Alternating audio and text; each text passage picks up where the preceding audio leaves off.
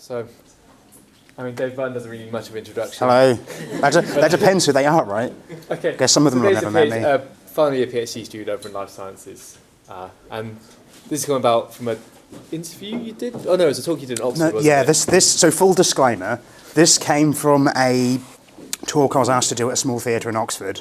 So it's not an academically rigorous talk, shall we say. If anyone is expecting that, I don't know why you would have from the title and abstract, but if anyone was expecting that, it's like that. But hopefully it'll be serviceable entertainment for a soggy Friday evening, but I guess I should let you guys decide on that. But okay, well, no, I'll let thanks for that, Luke. Great stuff. But anyway, so right, to begin.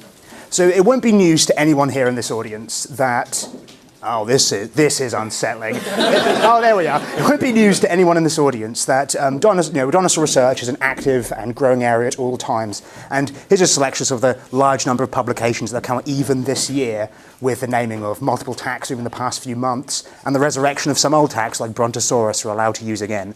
So despite all this thing with like new discoveries and new methods coming out and redefining it all the time, the sort of cultural touchstone of most society with dinosaurs and the prehistoric animals has remained relatively constant, as a lot of people always draw reference to a particular film.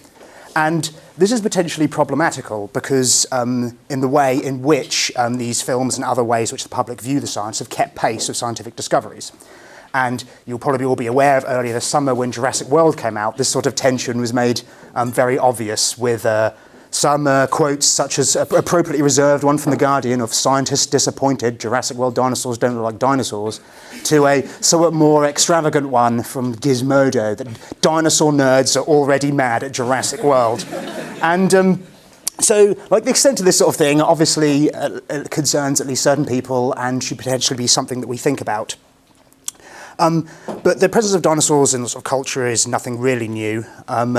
Even there since the discovery almost 200 years ago now by with the description of Megalosaurus by William Buckland as sort of like the first dinosaur described and sort of made way to Western science. Even that had appeared in a piece of pop culture as soon as 1852 in Bleak House, the first mention of a non-avian dinosaur in any piece of literature.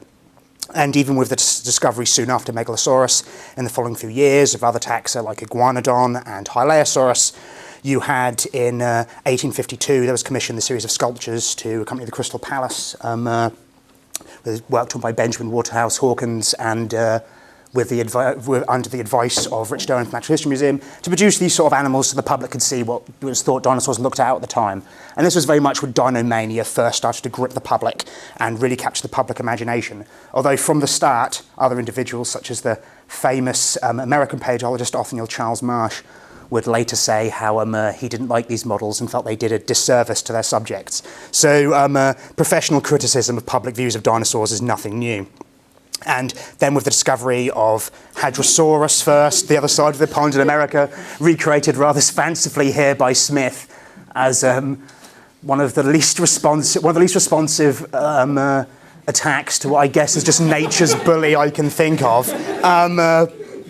They sort of crossed the pond with the infamous big dinosaur rush at the end of the 19th century and the bone wars between Cope and Marsh, and with like reconstructions started like relatively modern, like this one here of Camarasaurus, which is the first like full body reconstruction of a dinosaur. And well, no, actually, Camarasaurus was the first full body reconstruction of a dinosaur to paper, but that was several years previous. That was like 50 years before then. But this is a nice sculpture of one. Then the public really started getting an idea of dinosaurs and how they're like, such as in these wonderful paintings by Charles R. Knight and then also Burian, two great. So these have dated. So though the anatomy here is dated badly, the illustrations are nevertheless beautiful. So they're very much in the public eye. Dinomania became a global phenomenon. And this has continued unabated to the day, with dinosaurs cropping up in toys, games, cartoons, trading cards, television, pretty much comics, almost everything you can think of, including cinema. So the history of dinosaurs in cinema is getting on to as old as cinema itself. The first of well-known one being Gertie the dinosaur in 1914, the first dinosaur in animation form. Now, there's an often held misconception that Gertie the dinosaur is the earliest animated film. This isn't actually true. There'd been just a second here. Yeah, there'd been experimentation sort of to the slightly earlier in France from E.L. Cole and other things like animation. And indeed, it wasn't even Winsor McCay's first animated film. He'd already produced an animated version of his Little Nemo comics and then also of How a Mosquito Operates and other things like this to accompany his vaudeville act. And Gertie the Dinosaur arose directly from criticism of this. That various people had said that his animation was so good that it must have been traced from live action footage or something similar. So he sought to produce some animation of a subject that he could not possibly have photographed and then traced. And Gertie the Dinosaur also saw the introduction of loads of other animation techniques, such as keyframes, that is animating key pieces of action first and filling them in afterwards, cyclic animation, and also little things like registration marks to make sure that the layering would be consistent between them. And the movie itself is very nice. Gertie has a very sort of strong character. She's a petulant prima donna who's well aware that she's the star of the show. And this public domain now, the film's actually public domain now and was considered one of those sufficiently culturally significant. It was added to the US Film Registry. So you can easily go and look it up yourself. I'd recommend you do so. It's charming and genuinely funny in parts. And she's such an engaging character in a different life. Well, if it was made today, she'd be a merchandising smash, and Winsor McCay we could have been going to Mackay Land, I suppose, instead. But the accompanying explosion and the silent age of animation that was going on about the same time, with the commercialization of this sort of thing, realizing groups like the Fleischer Brothers, who are famous of Coco the Clown and Betty Boop, and Sullivan and Mesmer with Felix the Cat, and eventually the early works of Walt Disney, who'd go on to, of course, end the silent age of animation. These sort of assembly line cartoons appalled Winsor McCay, who saw them as high art, and so he actually, after doing a bit of a sequel to Gertie the Dinosaur, quit the discipline sort of early in the 20s. And so there you see a reference time to time. She's somewhat extinct now. But that was quite a sort of strong start to dinosaurs in cinema and animation. But of course, the big other thing people are used to, particularly in the old days of animation with dinosaurs, is stop motion. Something which was very much pioneered by Willis O'Brien, a special effects legend. Now, Willis O'Brien was an interesting man in many ways, and he held a great variety of jobs, including factory worker, farm worker, fur trapper, cowboy, draftsman, well, architect's draftsman even, tour guide to paleontologists, where he first started picking up an interest in dinosaurs. And the story goes his animation started to kick off. Oh, sports, cartoonist. But the story goes his animation kicked off when he was working as assistant in a marble shop, and he and a friend of his were mucking about getting two clay figures to sword fight. And he sort of thought, using his pre-existing knowledge of the bit of stop motion that he'd already known, he sort of thought that he could use these to bring organisms to life. And so he sort of did this around, it was 1915, 1916 time with a comedic story. I have to remember its name here, sorry about this. Where are we? Yes, The Dinosaur and the Missing Link, a comedic piece about a Willabrontosaurus and a caveman. And then also some later things in like the late sort of 1918 to 1919 time, like The Ghost of Slumber Mountain, which involved numerous prehistoric organisms. But his big smash was The Lost World in 1925, which was very much the blockbuster of its day, had extremely amazing animation for the time, which tricked some people to think it must be real when Conan Doyle showed them some advance footage. And also, incidentally, I found out today, was the first in-flight movie in 1925, offered an imperial flight between London and France. So the next time you're on a plane, you're bored, and you go, oh, great, they got Alien on here. You know that you can thank The Lost World for that. But the thing itself was legendary for its time. Willis made armatures out, well, he commissioned the Delgado brothers armatures out of metal, which would be covered in a rubber skin, and some of his more advanced models would be fitted with bladders to simulate breathing. And he also used a combination with puppets, like the big thing of King Kong here. So, whoops, wrong way. So we can actually, if it's going to work, never mind. Anyway, it's public domain, US National Film Registry, so you can always watch it yourself, but in your spare time. But but this made a really sort of big thing. That's a blockbuster of the day, and from then dinosaurs were big news in film. And this is particularly the case with Willis O'Brien's masterpiece, King Kong in 1933, which you could see amazing things like Brontosaurus getting up onto the land, which was against the wisdom of the day, but has since been sort of vindicated, even though it should be noted that it was in no way as sharp-toothed and carnivorous as conveyed to the middle image there. And you also then get to see a giant monkey beat up all of your prehistoric favourites, such as a plesiosaur, a pteranodon, and then most infamously a T-Rex, something which was recreated. Well, Ray Harryhausen and Willis O'Brien used T-Rex and Allosaurus as a terms pretty interchangeably. I'll get back later to what that was based on and stuff, and something which was then reproduced shot for shot in Peter Jackson's more recent King Kong remake, which is inferior, if anyone was asking. And I'll give you a brief reason, because every single scene in that film is too long. Every single scene is too long. Some of the special effects are nice, but it's so long. Also, why is he ice skating? Why would he do that? I mean, like, he'd go through that ice. Also, we saw earlier the big puppet of King Kong's face. He looks sort of stupid and helpless, so you feel sorry for him, but he looks more like a gorilla here. It's harder to empathise with the main character and feel sorry for it, which is an important part of the film. And another thing as well is that, whereas like in the remake, so he obviously, as everyone knows, takes the shine to the leading lady, as it were. She tries all her best efforts to save him. But at the end, Jack Black comes and says, Beauty killed the beast. Well, no, Jack Black. Beauty was trying to save the beast throughout. You guys killed the beast. Whereas in the original, where she's entirely ambivalent to it and just like a screaming victim to it the whole time and doesn't appreciate him, then Beauty kills the beast because it's vapid and shallow and doesn't realise the depths of the beast. So the metaphor makes sense more there as well. So these are reasons, even if we're just missing the 70s one for now, these are all reasons why the 30s Kong is better than the Kong remakes, and just it still stands up better. And it was like a big thing at the day, would have gone Oscar if they had given the animation back then. But anyway, so he finishes off the Rex with this rather gruesome finishing move. I guess another thing the film invented, where he pulls its jaws apart. And I thought, well, how likely is this? I might try and put some numbers to this, because I don't have many friends.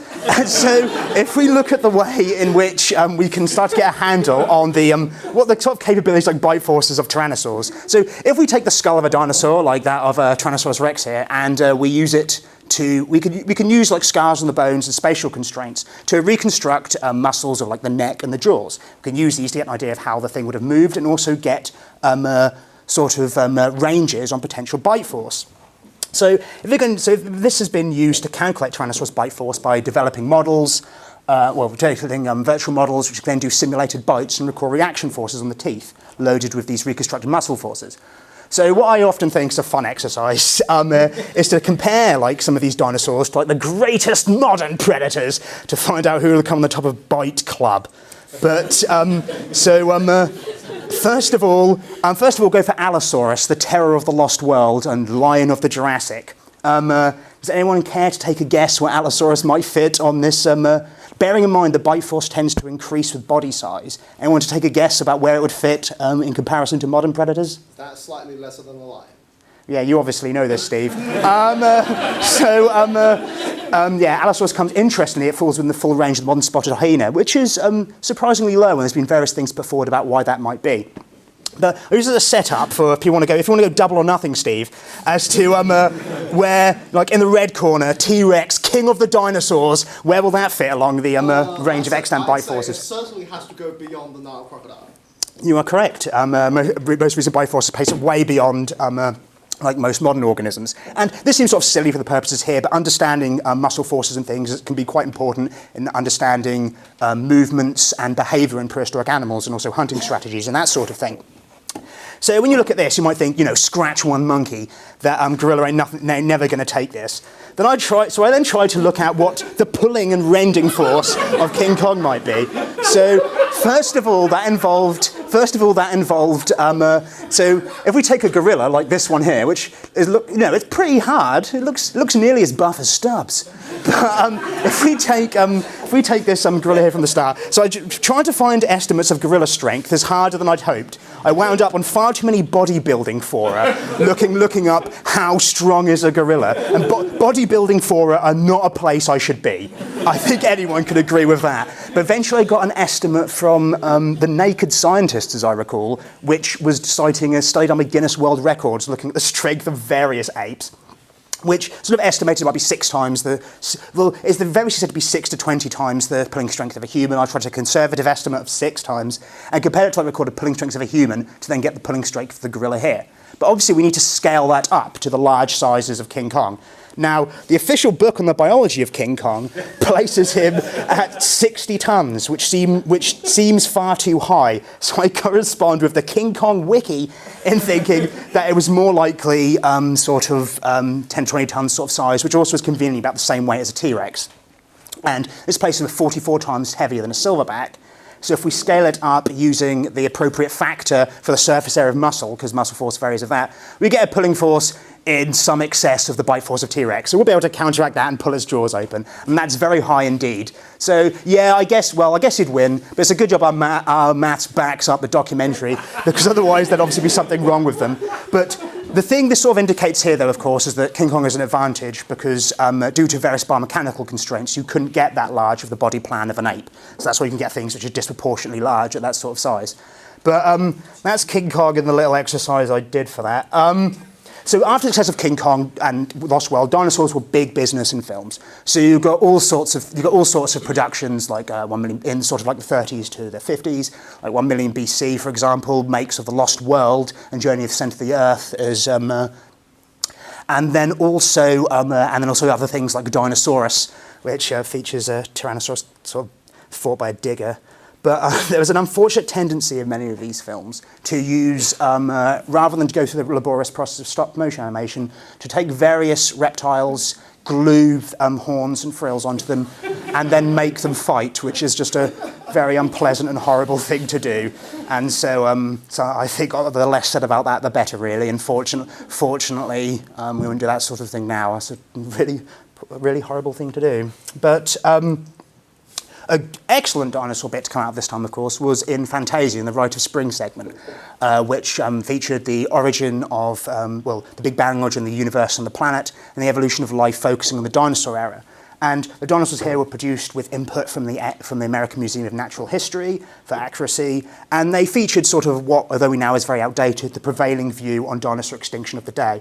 And you know, it's a very good segment still to this day, obviously very retro, but if anyone hasn't seen it, which I guess is unlikely, I'd recommend they definitely do. It's very beautiful, as it were, and has directly inspired lots of art style since. So, for example, in 1988, jumping ahead in time a bit to The Land Before Time, the art style is very definitely evocative of Fantasia, and deliberately so. The Land Before Time, so I'm one of those guys who I prefer The Land Before Time to The Lion King. That's no beef from The Lion King. I do like that too, but I prefer The Land Before Time. I think Bluth manages to give it a really good overarching feeling of depression and despair, which suits the thing quite well.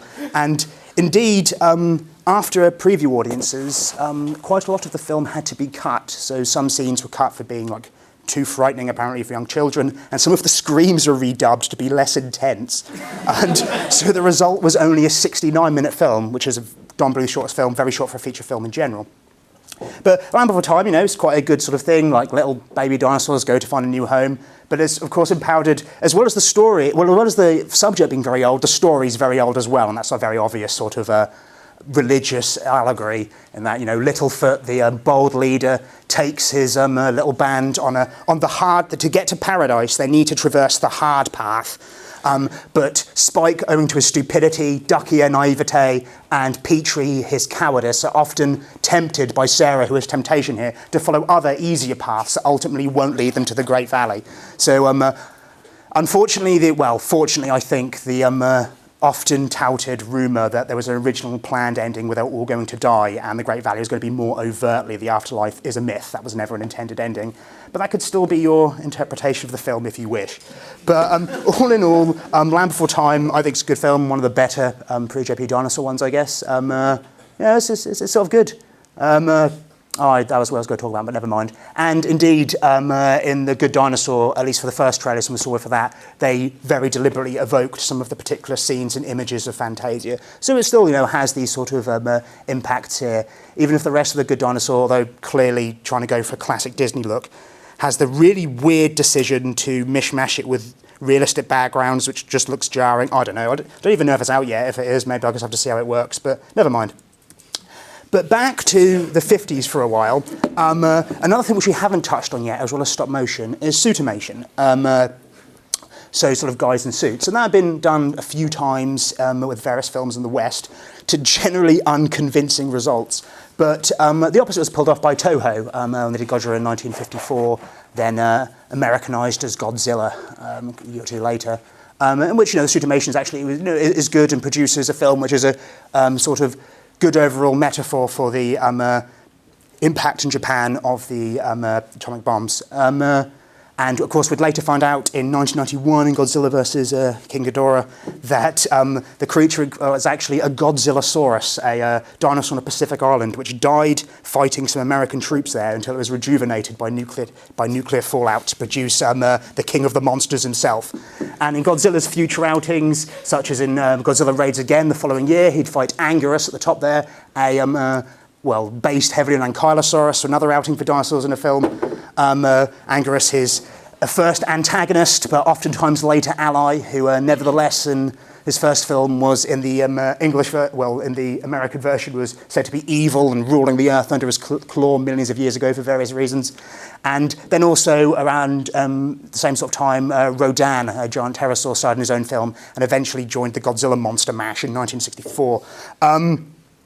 So this is going to Japan and suitimation. There was also suitimation efforts in the West, including Gorgo, a British film, which is kind of almost like a mishmash of Godzilla and King Kong. You've got a guy in a big reptile suit going around and everything, but the story is quite similar to Kong, and that Gorgo, the young guy himself, is discovered after being awakened by a volcano, captured, taken to London, and put on show as a circus act, come see this wonder of the world, Gorgo, and all that. Until his mother, Ogra, finds out what's happened to him and then comes to get him back, as it were, leading her to paste London and destroy Big Ben, which, until then, I thought you were the good guy, but you can't be now. And also, unfortunately, she is about the strongest female character you'll find in any of these films. Something will be returning, in dinosaur films in general, something will be returning to later. But so again, although obviously heavily inspired by Godzilla, it actually is a good outing. It has a good, if overtly stated, message at the end about mankind maybe needing to learn that he's subordinate to nature and that sort of thing. So well done there, Gorgo, although it does drag in parts. But never mind, there we are. It also has the unfortunate result of having been Mystery Science theatred, so it has the impression of being a bad film even if it wasn't. And to be fair as well, Godzilla itself was heavily inspired by a 1953 American film, The Beast from 20,000 Fathoms, which was heavily influential at the time. We've got Rebasaurus here, this prehistoric creature that's awakened by nuclear testing, and then so goes on the rampage. And the special effects here at the time were very revolutionary, as they were done by one Ray Harryhausen, who I'm sure everybody's heard of, a special effects legend, using his dynamation technique, which allowed for a better blending of stop motion and live action animation than things had before. We'll get back to him shortly, but it's worth noting that the success of this film then spawned a whole slew of creature features from the 50s to 60s, some of which ostensibly contain dinosaurs, such as Reptilicus, a Danish effort, which you took the unusual decision of using a marionette rather than any kind of suitimation or stop motion thing of this creature. It's found in the Arctic as a tail, but they let the tail thaw, so then it regenerates the tail, because starfish do that, so it's fine. And it regenerates into this dinosaur thing, Reptilicus, that goes on the rampage, barging about, sicking green venom all over people who aren't really paying attention. So I think it's worth noting to Jurassic World that the whole people not really paying attention because they're more concerned with vapid things than they are with nature. That was done first by Reptilicus. He goes down until eventually he's defeated. A foot of him remains that could regenerate again. And even more notoriously than Reptilicus, of course, the giant claw, one of the few avian dinosaur threats we'll be talking about a thing from a bird as big as a battleship, I believe, as probably aware, from an antimatter universe that can't even be taken down by atomic weapons due to its antimatter shield until that's dealt with. But the giant claw is notorious mainly because of the quality of the puppet used, which was notorious on set as well. So the entire cast was none of them were aware of what the creature would look like when they were performing it. And the whole thing is performed with absolute seriousness. Even lines like, that makes me chief, cook and bottle wash in a one-man birdwatcher society. And, yo, howdy Toledo, I've seen some big chicken hawks back on the farm, but man, this baby takes the cake. Honest to Pete, I'll never call my mother-in-law an old crow again. Even with dialogue like that, they took it relatively seriously. And originally, Ray Harryhausen was supposed to produce the monster. But then, because the budget was tight, they went to a budget monster producer in Mexico and produced this thing instead, which, according to the stories, when Jeff Morrow saw that when the film was out, then left the cinema and went to a bar, it's usually said, but he left with the laughter ringing in his ears. So, yeah, the cast were quite put out about that. But that's, in the end, they sort of find a way to destroy its antimatter shields and they can kill it. So that's the main thing. But yeah, that's the giant claw. If you love car crashes, I guess you should look it up. But I think it has got a record for producing one of the most creative monster designs that I've ever seen. And, you know, fair props having an avian dinosaur monster. They don't really get their due, apart from the birds, which I haven't really included. But yeah, Ray Harryhausen, the guy who should have made the giant claw, is a very well-known stop-motion legend. He pioneered his dynamation technique and is very well-known for his work in both dinosaur films, but also particularly in fantasy, like Jason the Argonauts and the Sinbad films and the like. Now, Ray Harryhausen was interested in fantasy and dinosaurs from a very young age, and his parents always made a point to encourage his interests, even if they weren't an obvious career trajectory. So that's a good plug to parents out there about to encourage your kids, whatever they're into. And when he saw The Lost World at 5, he was very sort of motivated by that, and then especially King Kong at 8, he went on to irritate the bejesus out of his relatives, asking constantly, how did they make that? How do they make it? How did they do it? And they didn't know. So after a brief period as a kid experimenting with marionettes, he eventually found out at school about stop motion animation and endeavoured to make his own models, at first using wooden armatures, which couldn't really hold the pose very well. But later in his professional life, he got his dad to model the metal armatures, and then his mother produced any of the clothing worn by them. So it was a nice sort of like family business. They sort of did it together, which is nice. But when he was 18, he embarked on an extremely ambitious project to profile the history of life on Earth, called The Evolution of Life on Earth, or just Evolution, which features sort of features various scenes of models that he'd made. And I'll try and get this link up. If not, I'll have to have somebody who is better than me to. So Ben, because I think I don't know if it's a connection or if it's probably just my Mac noobiness, right? So here we have had like a brontosaurus coming up out of the water and stuff. It goes around, like looking around, it gets something to eat. And then as well as action scenes, like when the Allosaurus attacks. So it's also very well done and quite fluid and the like. And the best part being the very end, which I'll just go to. Where are we? He's fine Triceratops, look. That's badass, look, going around, trundling around. So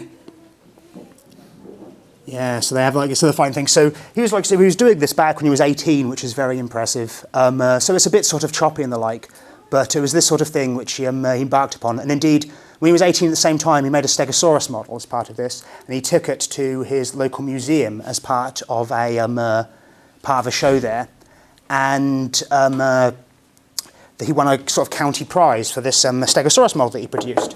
And that's the creepy bit at the end. But so he won a local prize for the Stegosaurus model that he'd produced. Which is a shortcut for? There we are. Yes. Yeah. So he won a Stegosaurus model for. He won his prize for Stegosaurus model produced, and through a mutual contact that acquired some King Kong stills for, he was able to meet his idol Willis O.B. O'Brien of King Kong fame. At the time, Willis O'Brien was working on a film concept called War Eagles, which was about a race of Vikings who rode giant eagles to fight dinosaurs, that unfortunately, for baffling reasons, was never produced. So Ray went to see him and showed him the Stegosaurus model, and Willis's response was, it needs character, and its legs look too much like sausages. Take art mod classes and take anatomy classes. So Ray did this. He did night classes in anatomy and modelling, and this helped him improve his models. and to go until he's revered in the field. And so he did various fantasy films in the meantime, but it was brought on for the Hammer effort, 1 million years BC, a remake of the earlier 1 million BC, which was famous for various reasons, we'll say, but pivotal among those were the special effects. These included the maintained use of giant lizards, I think then for convention's sake more than anything, but also stop motion efforts of rays, like a fight between a Triceratops and a Ceratosaurus, some of the stuff they'd done before, and then also an aerial fight between a giant Pteranodon and an even more giant Rhamphorhynchus. But a point that needs to be brought up now, to try and get back a little bit to what I said about at the start, is with accuracy issues. So, for one that's often pointed out, for example, is if you look in the Valley of Gwangi and other Ray Harryhausen films, the pterosaurs have these bat wing construction, these multiple fingers in their wings, which is a prevalent myth in pop culture and other things, which in this case was actually circumvented by Willis O'Brien in King Kong 30 years earlier, where the pterosaur had their actual wings of just a single long wing finger with a membrane stretched upon them. But this was here purely due to practical constraints. To get the wings to fold appropriately, they had to include all of these wing fingers just to get them to flex and fold appropriately. But other things, where's the... Oh, never mind. But other things that come up are the design of the theropods themselves. I'll just check, have I got a few things on? Oh, that slide. Okay, never mind, that's not coming up. Whatever.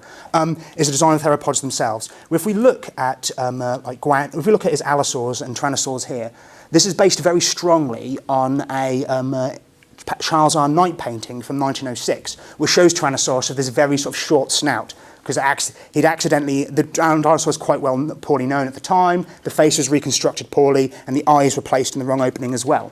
And Charles R. Knight and the others have realised this mistake and corrected that by the 20s. But because Ray Harryhausen and then also Willis O'Brien were working upon the pictures that they found most influential, in Ray Harryhausen's case, when he went to the LA County Museum as a kid, they continued to perpetuate these afterwards.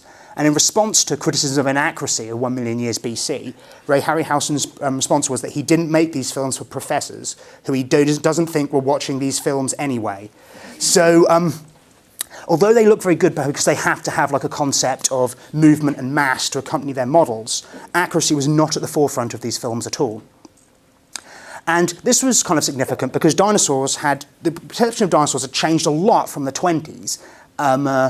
When Willis O'Brien and Harryhausen had their childhood years and had the big influential times, a sort of time best summed up by this satirical line by the American humorist William Cuppy of "the age of reptiles ended because it had gone on long enough and it was all a mistake in the first place." But, that's obviously an exaggeration of it, but this sort of view of the dinosaurs as lumbering catastrophes which were condemned to swamps had been developing slowly, particularly then in the dinosaur renaissance of the late 60s and through then to the 70s and 80s, which was very much spurred on upon by the description by John Ostrom of this animal here, Deinonychus, which will probably look quite familiar to people anticipating later slides in this film. But this isn't a film, this is a talk. I'm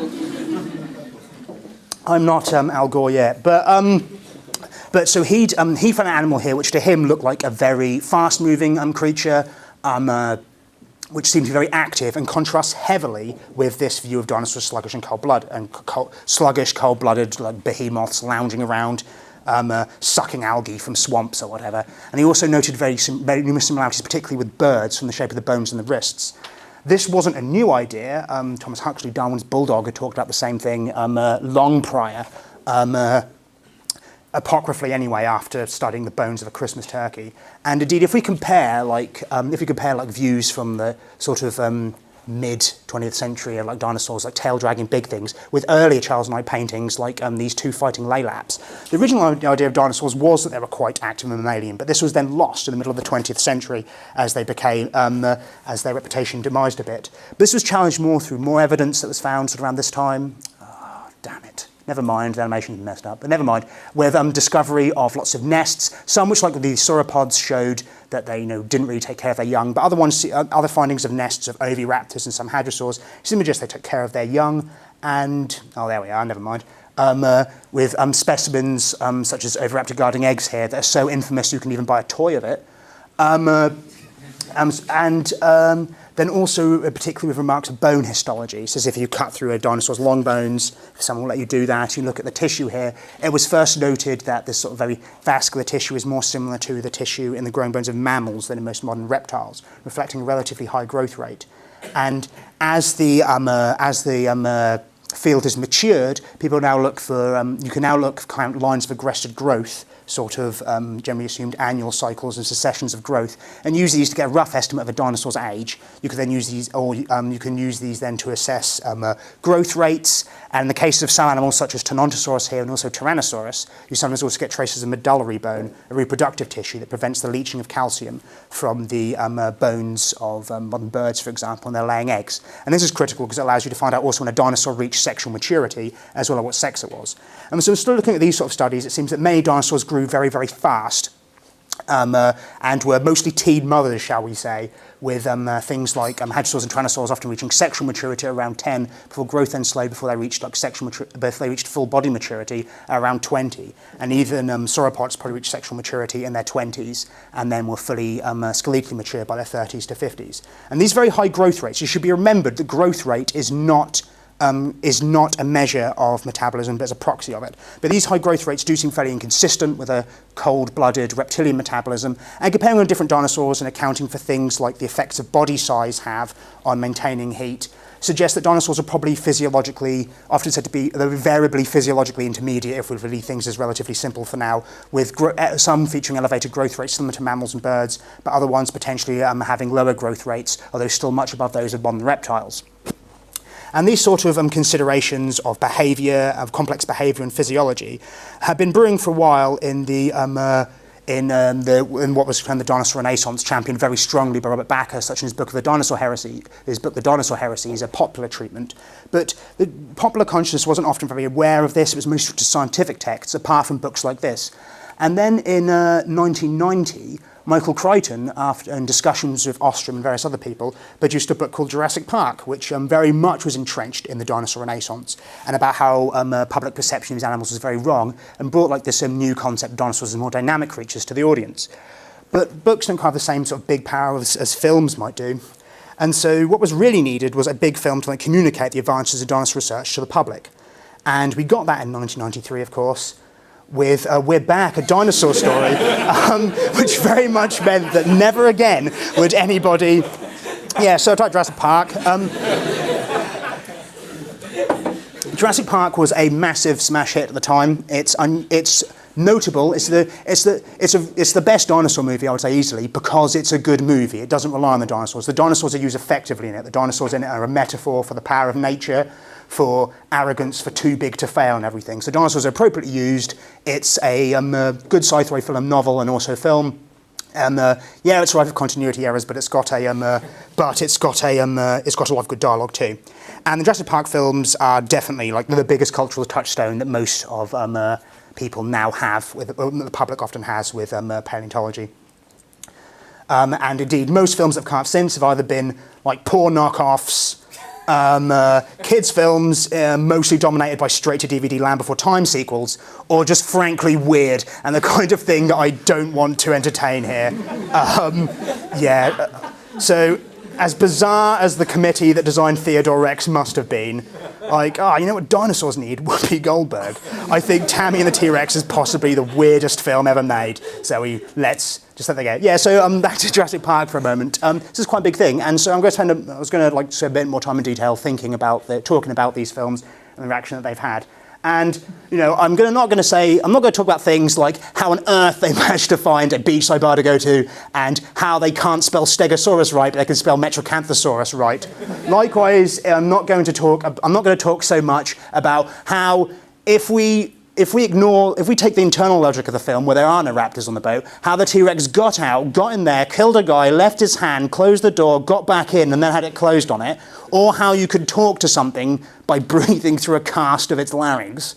We're also not going to address necessarily why those films were made, and of course other issues like those shoes. I won't be talking about so much like those, but a bit about some of the inaccuracies and particularly the miscommunications that they've given the public about dinosaurs and stuff. So Jurassic Park was a big success for many reasons, and a big part of that was its special effects, with an early good outing for CGI in various parts, as well as also heavy use of puppets and the like, which together produced many good set pieces. So although you have like some very, so at the part here particularly you have the use of animatronics, something which has fallen into less use, which is a shame because they're often the bits that stand up best.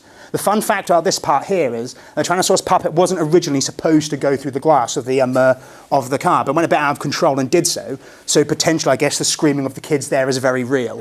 And indeed, I think it's notable the animatronics have dated a lot better than the CGI, probably because it's a more mature technology, of course. So some of the CGI parts look a bit more ropey by today's standards, but they still stand up fine due to good choices like to use them in the dark and stuff, things I wish people would realise today. Even though I'm not going to stand here and bash CGI because a lot of effort goes into it. I don't think people are often appreciative of that enough when they turn their noses up at it. So I think the part which is dated poorest for me, I think, is when the Brachiosaurus sneezes. That part of the CGI is dated very badly. But this scene annoys me in general for a variety of ways. So the puppet looks fine, apart from for one thing. So when it's feeding, they make a big thing, oh, it's a big cow and all that. And so it chews like a cow with the jaws sliding transversely. So some of you might know that I work on cranial mechanics, sauropod dinosaurs. And so this was a little plug I was going to do for my research, but we're short on time. So I've sort of looked very much at this sort of stuff. I take CT scans and use them to reconstruct sauropod skulls, and then use these to reconstruct muscles, the way I suggested earlier, to look at feeding behaviour. And so sauropods' jaws, like most dinosaurs, are locked in an up and down motion, so they'll be unable to slide their jaw transversely like a cow, which is what always annoys about this scene. But then Jurassic World, they do it again! And the thing is, though, and so this isn't like it was something that was believed at the time. It's been suggested twice in the literature for another sauropod taxon, once by White in 1958, and another time by Calvo in 1994. Both cases are quickly sort of said, now those transverse features from other transverse wear features are from like other feeding motions. It's never really been entrenched in the literature, but obviously they just didn't care because it wasn't a theropod. So they thought, yeah, sure, it's a cow. All plant eaters are cows, right? That's fine.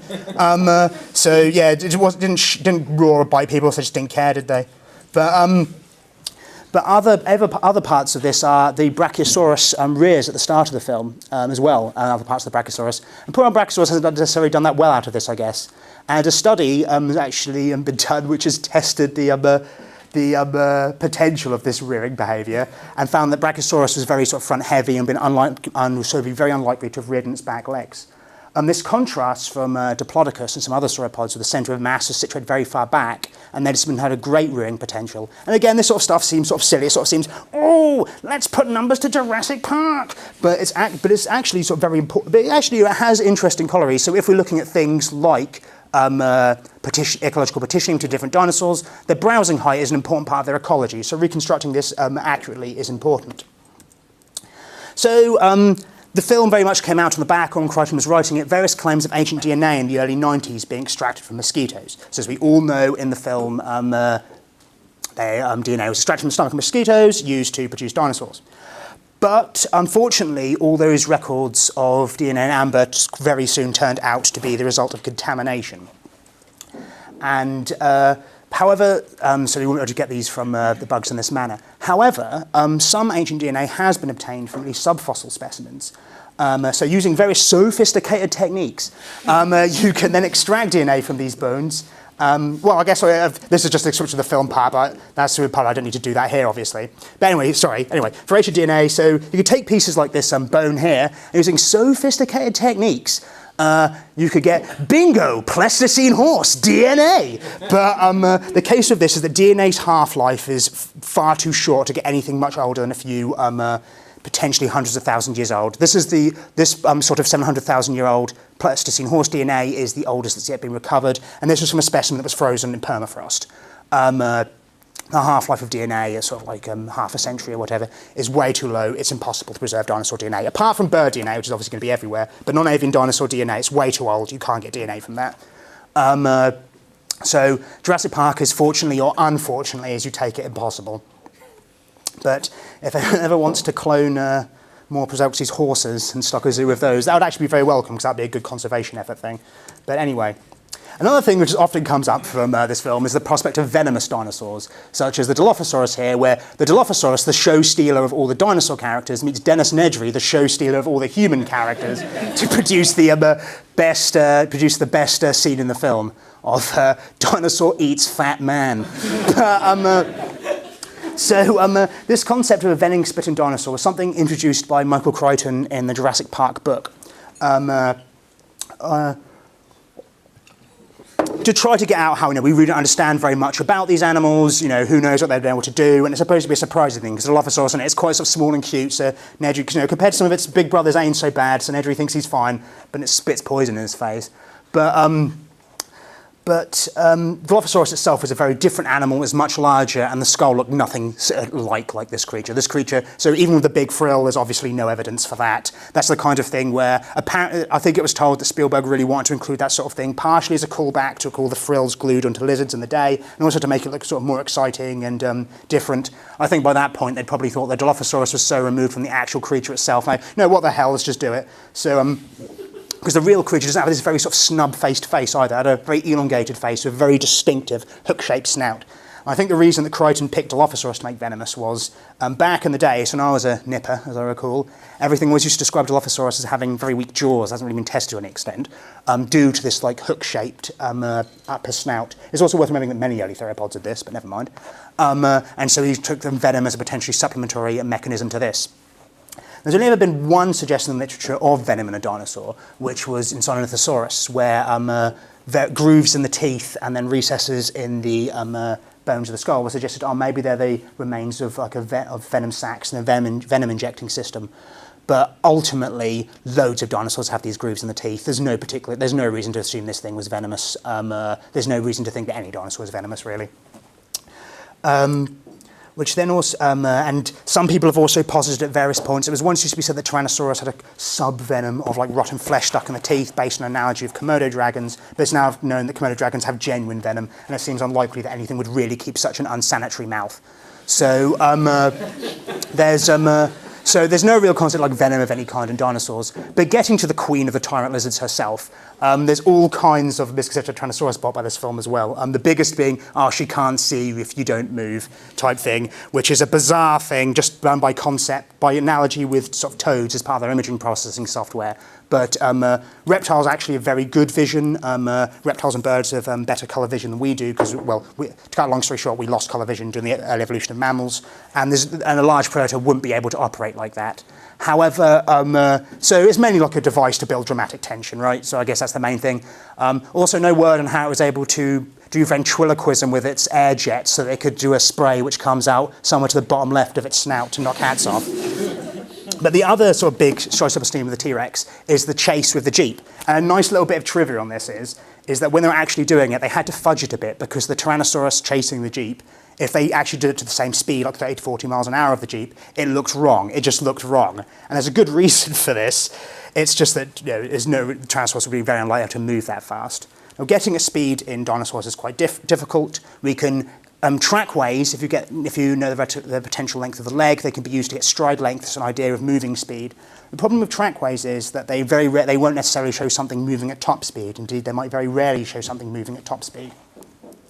But we're understanding more and more all the time about what kind of evidence that trackways can give us with as techniques mature further and further. But another way to look at it has been through gait modelling, where in a similar fashion to the jaw muscle reconstructions we looked at earlier, you could reconstruct the leg systems of dinosaurs, and these are usually fed into what are termed evolutionary models, where the dinosaur will learn to walk and from its failures with millions and millions of iterations. And this can be used to reconstruct what might be most likely gaits and ultimately to get its speed. And if we take a quick dinosaur drag race and we compare some of the estimated speeds of dinosaurs, we can see that, unsurprisingly, sauropods and armored dinosaur things are very sort of slow, about the same speeds as humans walking. The worrying part of the graph is here, where we have humans at the same speed as Allosaurus and Tyrannosaurus. And Velociraptor is surprisingly low, something we'll get back to. But then we can see at the upper end that ostrich dinosaurs like Struthiomimus and the Gallimimus were the fastest dinosaurs, running at speeds comparable to a modern ostrich when they flock this way. But the raptor thing brings us to the other thing in Jurassic Park, its most enduring antagonist, which is the Velociraptor of the piece. Now, Dromaeosaurs, they're the raptors like Velociraptor, Deinonychus, Utahraptor, that sort of thing, are the single most overrated organisms in the history of the world. This is one of my stock rants often about this sort of thing, but they're tremendously overrated things. So the first of all, as everyone knows, the Velociraptors in the film are too big. They were based more upon the size of Utahraptors coming out at the time, and then also Deinonychus. But the name Velociraptor was maintained by Crichton because it was the most dramatic name. But the actual Velociraptor, was like turkey-sized down here. It's not really a warrior at all. Although those of you watching the news will have probably seen Dakota Raptor unveiled last week, I believe, which interestingly is not only sort of 5 meters long, so more of the size of these larger raptors from the films, but also comes from about the same area that they're uncovering a Velociraptor at the start of the film, where typically as a Velociraptor from Mongolia, it doesn't work otherwise. So I guess you could retcon it saying that they were Dakota Raptors, but Dakota Raptor, as indeed Velociraptor, preserves quill knobs on its arm bones, indicating the presence of feathers, something which we'll get back to shortly, as I'm sure you can imagine. So the other thing then comes into Velociraptor feeding behaviour. And as I'm sure we all remember, we're told in great detail by Alan Grant, I guess my second favourite fictional paleontologist after Dinosaur Neil from The Tick. But he scares this kid, who according to a fan theory might be Chris Pratt, with the potential disemboweling, the Velociraptor come up, disemboweling you, tricking you, and then eating your insides.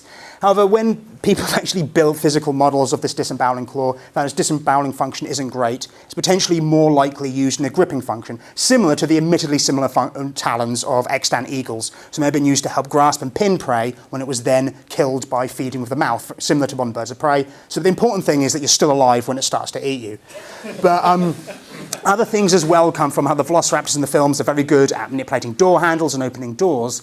And you can see their wrists are normally held in this position here, so with flexibility to open door handles. When dinosaur wrists generally weren't that flexible, the hands were locked into a clapping motion like this, with the semilunar carpals on the wrists allowing them to flex more in this direction, but not so much in this direction. Dinosaurs in general, so like if you pronate your hand like that, dinosaurs had very limited pronation capacity in general. So the Velociraptor would be sort of like stuck in these sort of hand movements, which would make it very difficult for it to open doors.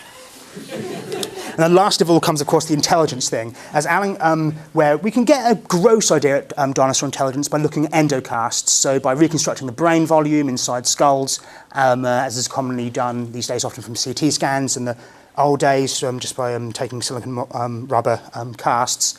And it's important to remember that brain, and people have to take the encephalization quotient, so the comparison of brain size to overall body size, as a rough measure of intelligence. And it's important to remember that it's not the same as intelligence. The link between the two is unclear and poorly constrained. But if we compare the values of different dinosaur groups with modern animals, we can see that, so this is really weird myth that I've heard from people and online and stuff. People often believe that raptors, like dromaeosaurs and the like, had a higher encephalization quotient than humans, so bigger brain compared to body size than humans. I've got no idea where this myth comes from, because they don't overtly say in Jurassic Park 3, it might be Jurassic Park 3, because if you just look at the skeletons, it's patently false. It's obviously false that they've got a bigger brain compared to body size than humans do. And indeed, if we compare how they do here, like there's various dinosaur groups, and we have sort of raptors and close relatives here, so you get compared across dinosaur groups and then to some extant relatives as well.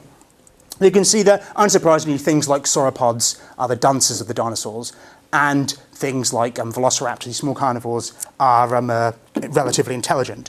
But they shouldn't look too smug, because they're not smarter than dolphins, they're not smarter than chimps, as Alan says in Jurassic Park 3, but they're more sort of like around the intelligence of modern birds. So I mustn't say, well, I was quoted once as saying smart like a duck instead, but I was being a bit hyperbolic. More like sort of a similar intelligence to things like hawks, which would kind of make sense. They're more or less the same thing, right, what they do.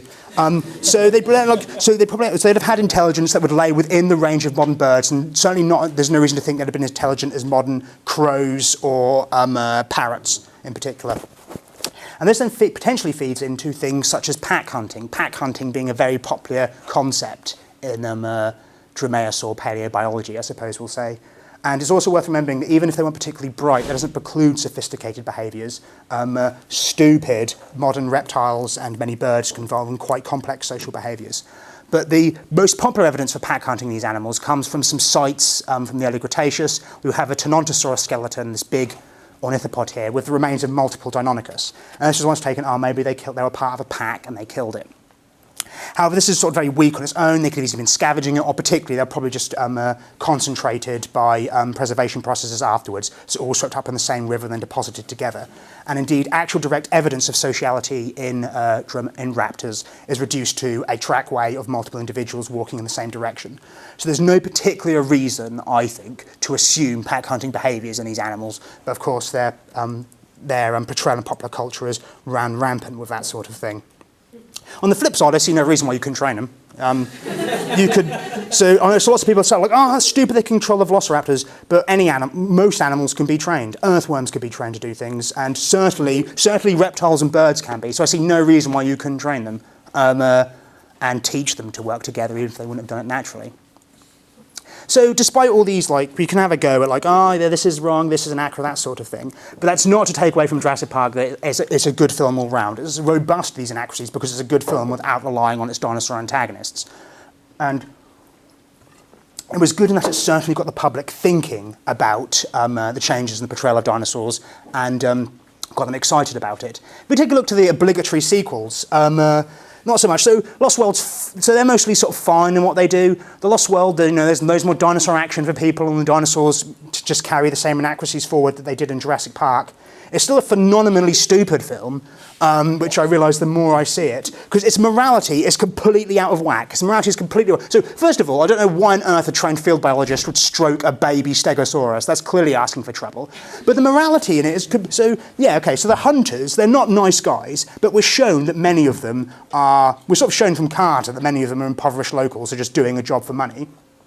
But the good guys still decide, oh, we'll let dinosaurs loose in their camp. You know, never mind, they're just doing a job. Going to let dinosaurs loose in their camp. Then when all their stuff gets pushed over a cliff, the hunters rescue them after they they were going to destroy their stuff and leave them to die there. So the morality is a bit sort of complex and that sort of thing. But I don't know. I guess it's not really his biggest problem. The Lost World is like it's fine. It's just stupid. Then Jurassic Park 3.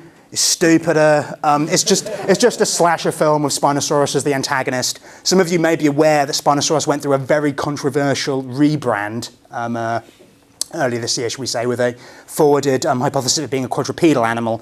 Unfortunately, this reconstruction is full of various issues I won't necessarily get into now. So, there's a potential inaccuracy thing here, but there's loads of issues contingent on that anyway. More irritatingly is the fact that Pteranodon, the pterosaur whose name means wings and no teeth, has teeth throughout the movie, which has been known to be wrong for, since it was discovered. Although, which is also something precipitated in cheapo dinosaur toys since time immemorial. However, in their defense, in 2003, a pterosaur was discovered which had a combination of like this backwards crest and teeth. So it was named Ludodactylus after these like cheapo dinosaur toys and everything. So I suppose, well, pterosaur toys per se, so that's fine, but there's still no excuse for something named as Pteranodon in Jurassic Park 3. I mean, you got it right in the Lost World, why not then?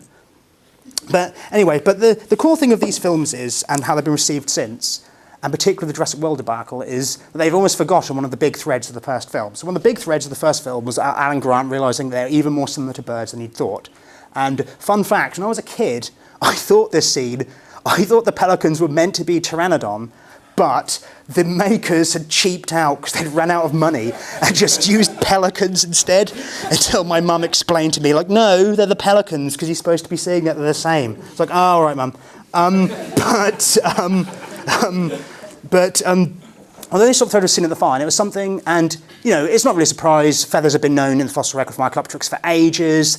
They were sort of first reported from dinosaurs in the 90s, with some beautiful specimens like Microraptor here, showing their fully feathered body with 4 wings. And they've since been reported from velociraptor-like animals like Zenulong there, from large tyrannosaurs, well, relatively large tyrannosaurs, 9 meters long, like Utyrannus. And then even from some of the plant-eating dinosaurs as well, there have been feathers or feather-like structures reported. And there's debate about exactly how all of these structures relate to feathers. I won't sort of necessarily get into now, but to be uncontroversial, I guess I'll just say that feathers or feather-like structures should have been relatively omnipresent within dinosaurs. And so their absence in Jurassic Park is one of the big inaccuracies that stands out now. And of course, I'm sure we're all aware here, something I'm brief through now, but we can even get the idea of the colour of these feathers in some fossil specimens by looking at preserved melanosomes to get this idea. However, things, some of them appear to be piebald of rufous crests and that sort of thing. So this is like a very sort of standout thing in Jurassic Park. The raptors, for other things, they should have been feathered. They're here naked. Which isn't very nice for them. And so what we really should have when we think of raptors, something less like this, an image more like this by John Conway, which is, I really like. I think it's a wonderful reconstruction of Deinonychus. It's one of my favourite pictures of the animal. And Jurassic Park 3, in response to this, put some little quills on the heads of their male velociraptor. But it really doesn't cut it. It's not really the same as the tissues we know are present in these animals. Indeed, even Velociraptor itself, we don't have preserved soft tissue evidence of feathers, but we do have preserved quill knobs on the arm bones, as I mentioned earlier, showing that feathers would have attached here. And so we were waiting with bated breath, we heard about Jurassic World, about, so I guess they'll update the look of all these animals and everything, until we got the tweet from the director in 2013 of no feathers, #JP4. Which some people didn't take very well. I think it could have been presented in a much better fashion rather than, yeah, scientists, you worked hard, but never mind, no feathers, because that's cool, right? So it could have been treated in a better direction, and indeed, the dinosaurs in it are non-feathered, and even those which, we wouldn't necessarily expect feathers on have various other issues, like the Apatosaurus is given like a very wrinkled elephantine skin, which, it wouldn't really have had, and that sort of thing, and the Mosasaur, in the film, the giant marine lizard, is portrayed at such a staggeringly ridiculous size. It's like way more than its normal size. That the sort of someone put the calcs on how heavy it would be. It'd be heavier than a blue whale, which is clearly going to be false there. And then the pterosaurs in particular got sort of the short end of the stick. They're very sort of ugly skeletal abominations, which are associated with some of the very old views in pterosaurs and not how we see them today. Although I did like the role of the pterosaurs in the film as like complete psychopaths that as soon as they're let out, just go and destroy everything. But they're very dissimilar. So we know pterosaurs, tissue seems like more graceful animals, like reconstructed by Mark Whitten here. And also we know there's preservation of soft tissues, a sort of fluffy fuzz-like covering of something called pycna fibres. Again, it's debated of what kind of relevance they might have to the evolution of feathers. So these things should have like a fibrous coat on their bodies. But yeah, at least what they, and also of course that they couldn't pick people up with their feet either. Which is a prevalent meme and all kinds of things that was reused here for some reason. I don't know why, because obviously she deserved to die because she was a bad nanny, so, that condemns her. But she also had to die in the most over-the-top way possible, which is to be grabbed by like a pterosaur by its feet in an impossible manner. That's not very dignified, is it? But, so these sort of inaccuracies get people sort of concerned, but the film includes actually a comment on this that I wish they'd put in the trailers because it probably would have saved so much hassle. But saying about how they're, one of the big threads of the film is, they're not genuine, they're monsters, they're aberrant monsters, they've been modified upon. And so one could say these are obviously weasel words, but they give a justification in universe. They also would have given a justification to update the animals as well, and not have continuity errors, but never mind. But people could put various reasons for this, but the reason about this is kind of clear. This is a comment I took from a Ray Harryhausen video, actually. You can see that some people really don't like feathers on their dinosaurs, which is quite an irritating thing. But this is the real sort of thing behind Jurassic World right here. So there's various inaccuracies in Jurassic World, and people say, does that really, how much does that matter? And so from the face of it, I'd be inclined to say, not really. It's a movie, right? It's a movie. No one's going to believe it's real and that sort of thing. But the problem is, and obviously, the movie makers, they've correctly identified, their job is to sell movie tickets, they've correctly identified, they'll sell more movie tickets if they have scaly dinosaurs. They're nostalgic, they're more frightening, people like them more. So the problem isn't their portrayal in films like Jurassic World. Right? The problem, potentially, is that there is such a strong subculture of like, oh, feathers suck and stuff, and that people aren't willing to keep up to date with scientific discoveries because they don't happen to like them.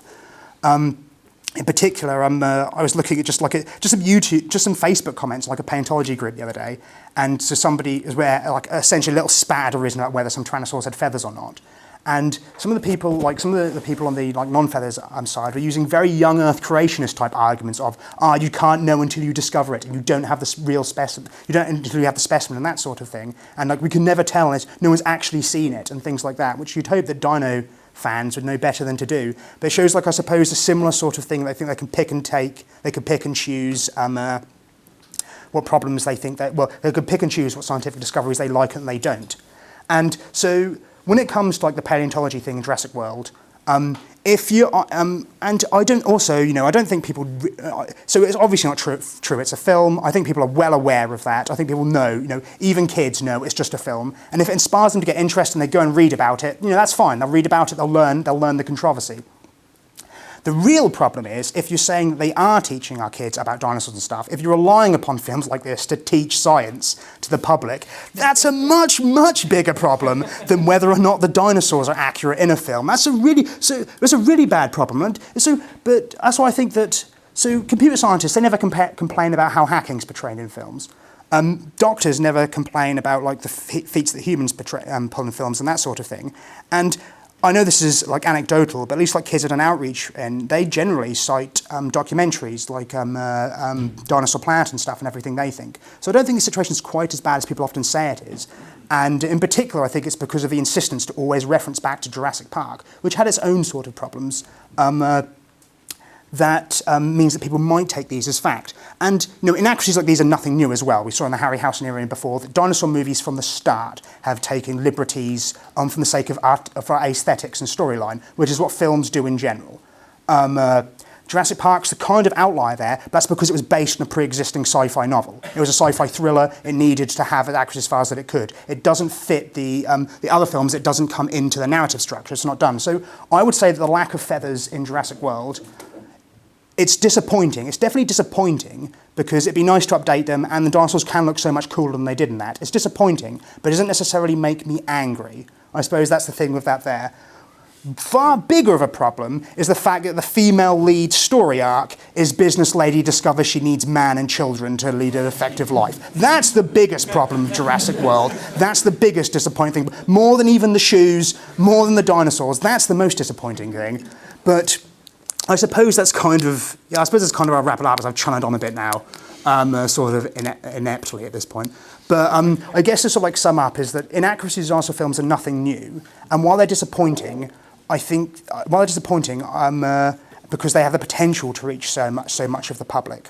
I think the real underlying problem is the reliance upon them. Films are always going to take liberties with their source material for storyline and aesthetic needs. That's nothing new. And if we can try and inspire the public in the first place, then be more responsive to things out in science, then maybe we'll then see it start to bleed into films. Because in the end, like the Mystery Science Theatre mantra, it's just a film. Don't worry about it. That's the main sort of thing. Never mind. It's just a film. But that's more or less it, because I've gone on for quite a while now. So I suppose that's more or less it. But so thanks for staying in here, especially given how warm the room got. But yeah.